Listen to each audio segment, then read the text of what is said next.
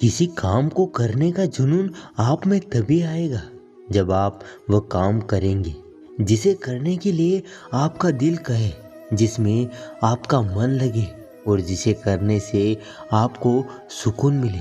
अगर आप वह काम नहीं कर रहे हैं जिसे करने के लिए आप इस धरती पर आए हैं, तो आप एक दिन निराश होकर अपने काम से हार मान लेंगे। इसीलिए आप वह काम कीजिए जिसे करना आपके जीवन का परम लक्ष्य है, और उसे बिना किए आपके जीवन का कोई अर्थ नहीं है।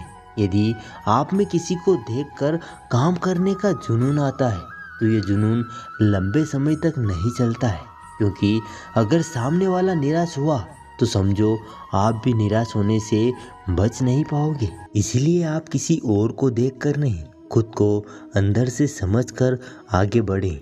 जीत आपको ज़रूर मिलेगी। अगर आप जीवन में एक बड़ी सफलता हासिल करना चाहते हैं, तो आपको जीवन के उतार चढ़ाव से गुजरना ही होगा, क्योंकि बिना उतार चढ़ाव की सफलता की कोई परिभाषा ही नहीं होती। यदि आप संयम रखेंगे तो इससे मिलने वाला फल आपके जीवन में सुख, शांति, समृद्धि लेकर आएगा, क्योंकि आप जानते हैं कि संयम का फल मीठा होता है और इसे बढ़ने और पकने में लंबा समय लगता है। आपके चाहने से ये जल्दी तैयार नहीं होता है। जब आप संघर्ष का रास्ता चुनते हैं, तो आपको इस रास्ते पर चलकर बहुत दर्द सहना पड़ता है, लेकिन यही दर्द आगे चलकर आपकी ताकत बनकर सामने आता है और आपको जीत दिलाता है। श्री कृष्ण कहते हैं, अगर आप इस धरती पर जन्म ले लिए हैं, तो फिर जोखिम लेने से क्यों डर रहे हो?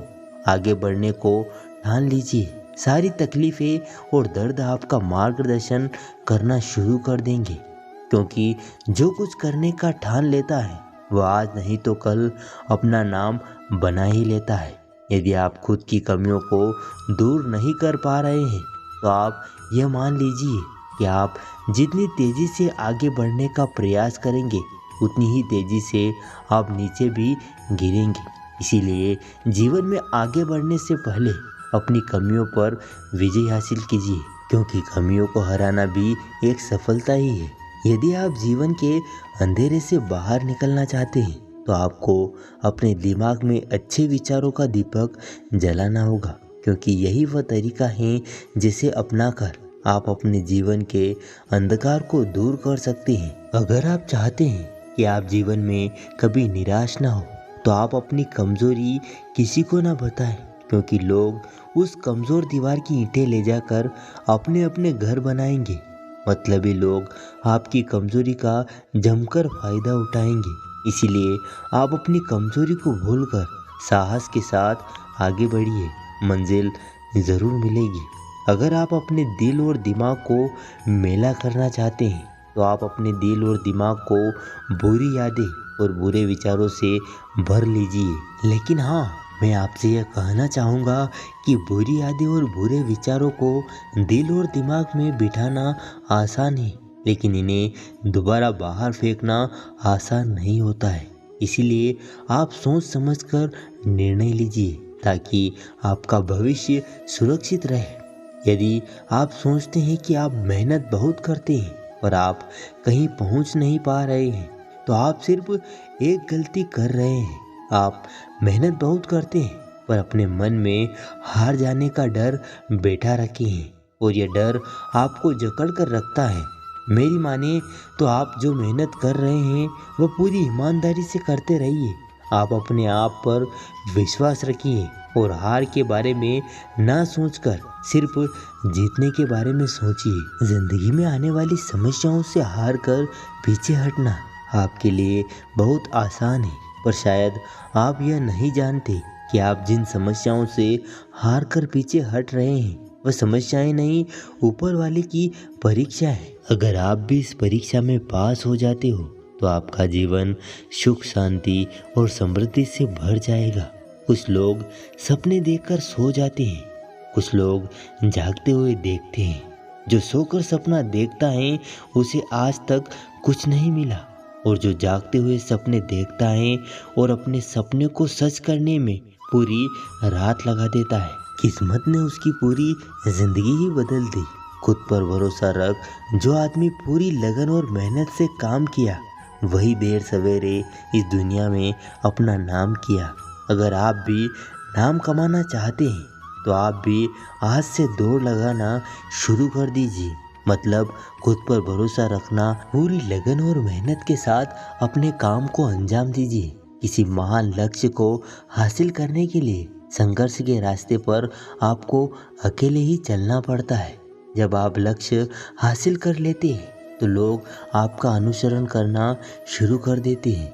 लोग आपके पीछे चलना शुरू कर देते हैं। किस्मत का दूसरा नाम लगन है। अगर आप अपने काम को पूरी लगन और मेहनत से करते हैं तो आपको कामयाब होने से कोई नहीं रोक सकता। यदि आप में मेहनत करने की लगन नहीं है तो आपको कदम कदम पर रुकावटें नजर आएगी।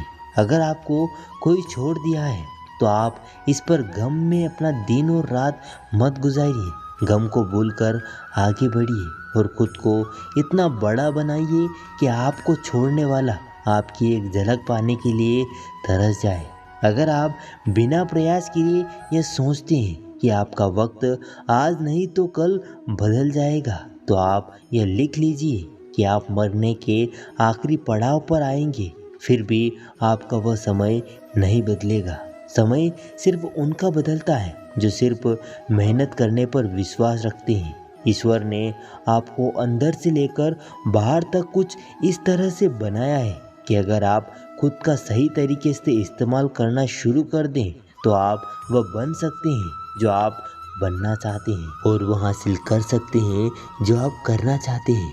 जब आप जिम्मेदारियों के बोझ को अपना कर्तव्य समझकर खुशी खुशी उठाते हैं तो जिम्मेदारियां आपको कुशल और ताकतवर बनाती हैं।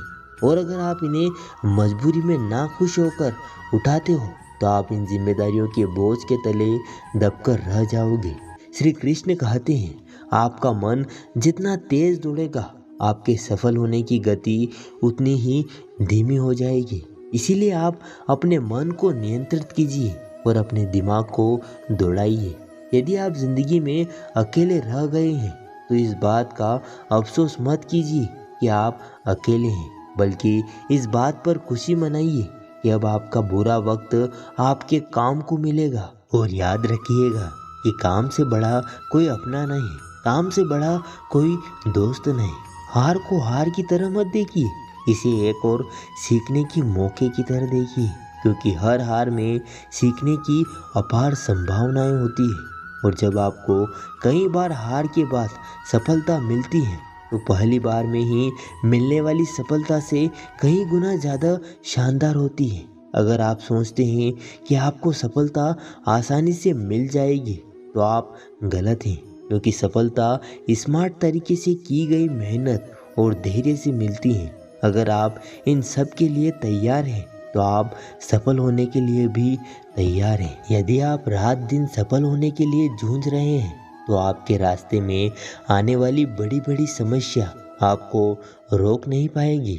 अगर कोई आपको रोकेगा तो वह आप खुद होंगे और कोई नहीं। तब तक आप बैठकर अपने किस्मत को कोसते रहेंगे। कभी ना कभी आपको पूरे जोश के साथ उठना होगा, पूरी लगन और मेहनत के साथ काम करके अपनी किस्मत को बदलना होगा। अगर आपका ध्यान आपके लक्ष्य पर नहीं है तो आप इस बात पर ध्यान दीजिए कि आपका ध्यान किस तरफ है, क्योंकि जिस तरफ आपका पूरा ध्यान होगा वहीं आपके जीवन में घटित होगा और वहीं आप हासिल भी करेंगे। एक समय की बात है, मधुवन गांव में सुमन नाम की एक लड़की रहती थी जिसकी उम्र मात्र 12 साल थी। वह कभी स्कूल नहीं गई थी, फिर भी कुछ ऐसा करने का सपना देखती थी जिससे वह पूरी दुनिया में मशहूर हो जाए। सुमन के गांव वाले हमेशा उसे पगली कहते थे क्योंकि वह कभी स्कूल नहीं गई थी, फिर भी वह जिंदगी में कुछ बड़ा करने का सपना देखती थी। गांव वाले सुमन के पिता पर इस बात को लेकर दबाव बनाते कि सुमन पढ़ी लिखी नहीं है, इसीलिए जल्द से जल्द इसकी शादी कर दो वरना आगे चलकर बहुत मुश्किलें होगी। सुमन के पिता गांव वालों की बात से पूरी तरह सहमत थे, पर सुमन सहमत नहीं थी।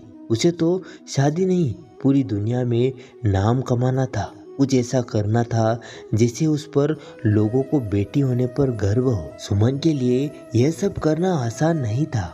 गांव वाले इस बात से बेखबर थे कि वाकई सुमन करना क्या चाहती है। वह किसी को भी इस बारे में नहीं बताई थी कि वह एक अच्छी चित्रकार है। उसे बचपन से ही चित्र बनाना पसंद था। शायद यही वजह थी कि उसका मन पढ़ने में नहीं लगता था और इस वजह से वह कभी स्कूल भी नहीं गई। उसके पिताजी को चित्र बनाना अच्छा नहीं लगता था। उन्हें कई बार सुमन के बनाए गए चित्रों को आग के हवाले कर दिए। फिर भी सुमन हार नहीं मानी। वह चित्रकारी करती गई और करती गई। जब सुमन नहीं मानी तो उसके पिता ने उसे उसके हाल पर छोड़ दिया। एक दिन सुमन अपने कमरे में चित्र बनाने में इतनी खोई हुई थी कि उसके पिताजी उसके पास आकर खड़े हो गए और उसे कुछ एहसास ही नहीं हुआ। सुमन के पिताजी ने कहा, सुमन तुम नहीं मानोगी, ये बेवकूफ़ी वाला काम तुम्हारे किसी भी काम का नहीं आने वाला है। सुमन दुखी मन से बोली, पापा आप हमेशा मुझे नीचा क्यों दिखाना चाहते हैं? मैं ज़िंदगी में कुछ करना चाहती हूँ, आप मुझे बार बार क्यों रोकते हो? उसके पिता ने कहा, अगर हमें इस गांव में रहना है तो तुम्हें वही करना होगा जो गांव वाले चाहते हैं। सुमन दृढ़ संकल्प से बोली, कभी नहीं, मैं जो चाहती हूँ वही करूँगी, चाहे जो हो जाए। मुझे हराना किसी के लिए इतना आसान कैसे हो सकता है? सुमन के पापा ने कहा, तुम यह नहीं चाहती ना कि मैं तुम्हारे सारे सपनों को जलाकर राख कर दूं? सुमन ने कहा, पापा इंसान में इतनी ताकत कहाँ कि भगवान के दिए हुए हुनर को जलाकर राख कर दे। आपने मेरे बनाए गए चित्रों को जलाया है, मेरे हुनर को नहीं। गांव वाले ठीक कहते हैं, तुम्हारी लड़की पागल हो गई है। सुमन के पिता ने सख्त लहजे में कहा, इसे इलाज की ज़रूरत है। सुमन बोली, पापा आपको पता होना चाहिए कि दुनिया में जो भी बड़े काम किए हैं पागलों ने ही किए हैं और करते रहेंगे। मैं भी उन पागलों में से एक हूँ। मुझे लगता है तुझे समझाना बेकार है। सुमन के पिताजी ने कहा और तनकते हुए घर से बाहर चले गए। सुमन गांव वालों को सफल होकर दिखाना चाहती थी ताकि वह भी अपनी बेटियों को आगे बढ़ने का मौका दे और उनकी बेटियां भी अपने पैरों पर खड़ी हो सके। एक दिन सुमन के मन में यह विचार आया कि वह गांव में अपने द्वारा बनाए गए चित्रों का प्रदर्शनी लगाएगी और आसपास के 10 गांवों में प्रचार प्रसार के लिए जाएगी। वह इस बारे में बात करने के लिए अपने पिता के पास गई। शायद उसे कुछ मदद मिल जाए। पापा मैं आपसे कुछ कहना चाहती हूँ, सुमन ने पिता से कहा। शायद आपको अच्छा लगेगा कि नहीं, मैं गांव में अपने बनाए गए चित्रों का प्रदर्शन लगाने जा रही हूँ। सुमन ने कहा, इस प्रदर्शनी से लोगों को मेरे हुनर के बारे में पता लगेगा। वह हमें कुछ नहीं कहेंगे बल्कि मुझ पर गर्व महसूस करेंगे। सुमन के बहुत समझाने पर उसके पिताजी मान गए और सुमन और उसके पिता दोनों प्रदर्शनी की तैयारी में जी जान से जुट गए। सुमन के पिताजी अपने खास दोस्तों के साथ पास के 10 गांवों में प्रदर्शनी के प्रचार प्रसार के लिए गए और उन्होंने घर घर जाकर प्रचार प्रसार किया। सुमन खुश थी कि उनकी प्रदर्शनी देखने के लिए 10 गांवों से लोग आने वाले थे। तैयारी भी अच्छी खासी थी और यही नहीं, 3 दिन से चलने वाले इस प्रदर्शनी को देखने आने वाले में काफी हर्ष और उल्लास दिखाई दिया। प्रदर्शनी के उद्घाटन के लिए शहर से जिला अधिकारी को बुलाया गया था। जिला अधिकारी ने गांव वालों के सामने सुमन को यह कहकर शाबाशी दी कि भगवान करे ऐसी लड़की हर माँ बाप को दे, जिससे गांव ही नहीं बल्कि पूरा देश रोशन हो जाए। सुमन ने गांव के जीवन को बेहतरीन तरीके से कैनवास पर उतार दिया था। सुमन के हर चित्र में पिता का दुलार और माँ का प्यार झलकता था जो सबको मंत्रमुग्ध कर देता। पिता ने अपनी बेटी से कहा, बेटा मैं तेरा दोषी हूँ। सुमन के पिता ने अपराध बोध की भावना से कहा, मैंने तुम्हें बहुत परेशान किया। मैंने तुम्हारे बनाए गए चित्रों को जलाया जो मुझे नहीं करना चाहिए था। सुमन ने कहा, पापा अगर आप मेरे साथ प्यार से पेश आते तो शायद मैं आज जहाँ हूँ वहाँ नहीं होती। सुमन ने कहा, पापा आपकी हर बात से मुझे और अधिक प्रयास करने की ताकत मिलती थी। सुमन पिताजी का साथ पाकर बहुत ही ज़्यादा खुश थी और वह अपनी कला को और ज़्यादा निखारने का प्रयास करती रही और साथ ही साथ दूर दराज के गांवों में प्रदर्शनी भी लगाती रही। एक दिन भगवान ने सुमन के साथ जो किया वह किसी के साथ ना करे। एक हादसे ने सुमन का सब कुछ बर्बाद कर दिया। उसके दोनों हाथ चले गए, उसके सारे सपने टूटकर बिखर गए। वह निराश जिंदगी से हारी हुई चुपचाप घर के आंगन में बैठी रहती थी। उसके पिताजी का रो रो कर बुरा हाल था। उनसे अपनी बेटी का दुख नहीं देखा जा रहा था। शायद इसीलिए वो उनके सामने बहुत ही कम आती थी। सुमन खुद को समझाने की खूब कोशिश करती थी। उसकी कहानी इतनी आसान तरीके से खत्म नहीं होने वाली थी। अब उसकी लड़ाई ना पापा से और ना ही गांव वालों से, अब उसकी लड़ाई थी उसकी किस्मत से। अब चाहे जो हो जाए वह किस्मत को हरा कर ही मानेगी, दुनिया में नाम कमा कर ही मानेगी। सुमन एक बार फिर से शुरुआत करती है। इस बार वह हाथ से नहीं बल्कि पेड़ से चित्र बनाने की कोशिश करती है, जिसे देखकर उसके पिता का दिल रो पड़ा। सुमन के पिताजी ने कहा, बिटिया ये क्या कर रही हो, अब तो मान जाओ। सुमन बोली, पापा मैं कभी हार नहीं मान सकती। उसके पिता ने कहा, क्या तुम्हें लगता है तुम इस तरह से अपने सपने को पूरा कर लोगी? सुमन ने कहा, अगर पापा इरादे पक्के हो तो कोई भी काम इस दुनिया में मुश्किल नहीं है। मुझसे ज़्यादा लोग हाथ से झेलते हैं फिर भी कामयाब होते हैं। सुमन के पिता ने कहा, बेटी प्रयास करो, मैं हमेशा तुम्हारे साथ खड़ा हूँ। तुम्हारे प्रयास से तुम्हारी बदकिस्मत भी हार जाएगी।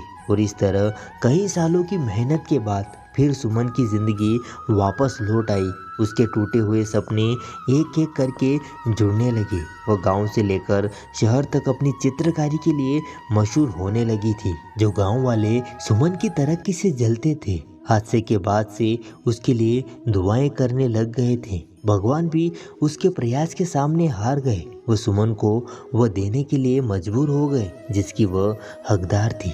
एक दिन सुमन ने खुद से कहा, लोग मेरे खिलाफ थे, यहाँ तक कि मेरे पिताजी भी नहीं चाहते थे कि मैं अपना नाम बनाऊं। मेरी पहली प्रदर्शनी ने मेरे पिता की आंखें खोल दी कि उनकी बिटिया भी कुछ कर सकती हैं, पर एक हादसे ने मेरा सब कुछ बर्बाद कर दिया।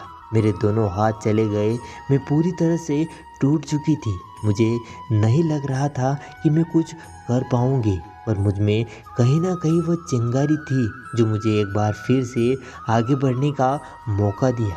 मैंने नए सिरे से शुरुआत की और देखते ही देखते मेरे लिए सब कुछ एक बार फिर से आसान हो गया और मैं पूरी दुनिया में नाम बढ़ाने के लिए आगे बढ़ी।